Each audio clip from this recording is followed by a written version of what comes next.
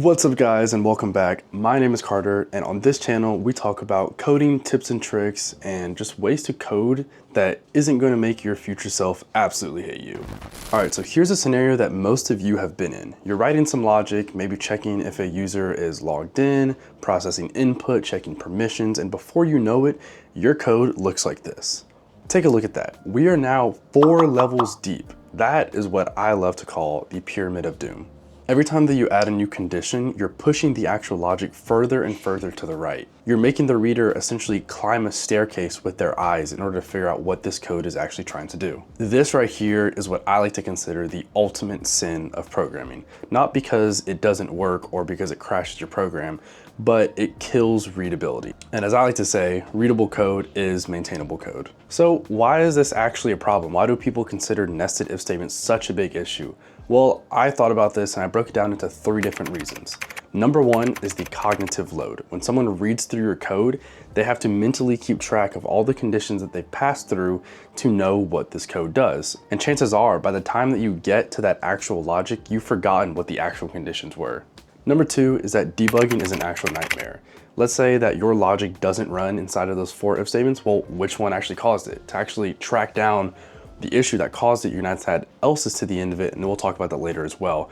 Just makes it less readable overall. Number 3 is when you add a new condition, every time the requirements change, and they always do, you're gonna go deeper and deeper into the pyramid, just making the code less readable and harder to maintain. All right, so what are the actual fixes to this horrendous coding pattern that we see all over?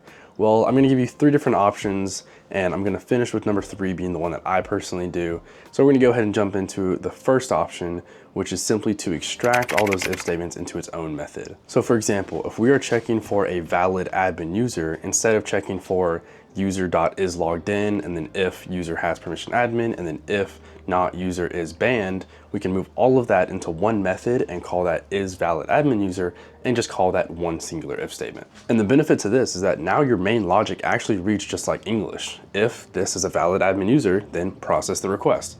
You don't need to understand all the implementation to understand the intent of what the code is trying to do. I would usually use this pattern when there's a lot of things that need to be checked to do just one request.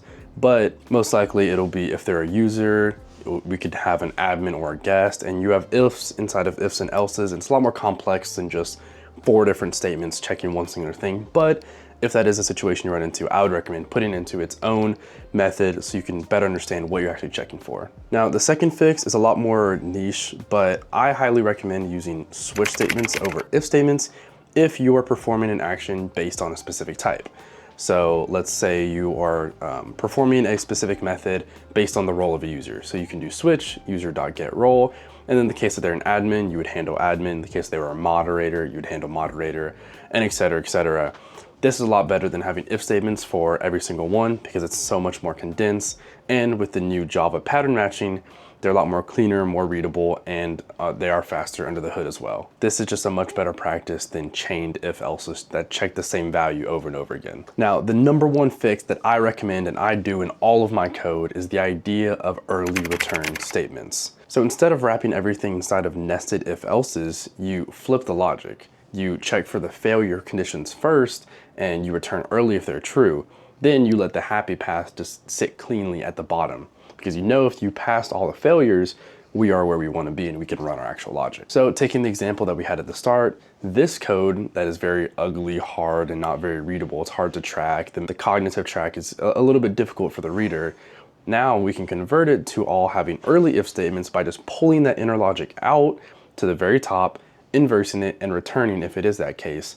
Now everything is on the same exact level and we can read it just like plain English. If they are a null user, we return. If they are not logged in, we return. Then by the very end of that, we can just do the thing, do whatever we want, very clean, very flat. It's not a pyramid anymore. It's the same exact logic, and the reader can scan from top to bottom, understanding exactly what disqualifies the user and see what happens when everything passes. This pattern is called a guard clause. You're essentially guarding the real logic from invalid states.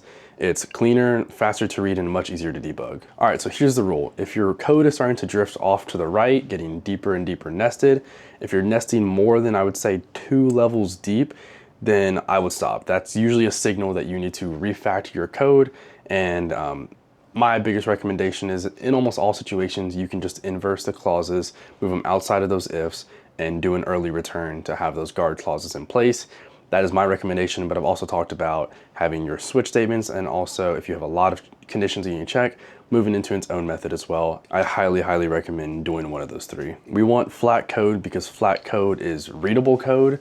Readable code is maintainable, and maintainable code means that you're not going to hate yourself in 6 months when you try to change part of this if statement. Well, if this helped out, please hit the like button. I really hope some of the information that I can share here does help you in your real project and you can implement them in the next thing that you work on. But if you enjoy this kind of content, please subscribe and stick around for more of these kind of videos. It really does help the channel grow out as I am starting this channel new, and I will see you guys next time. Peace out.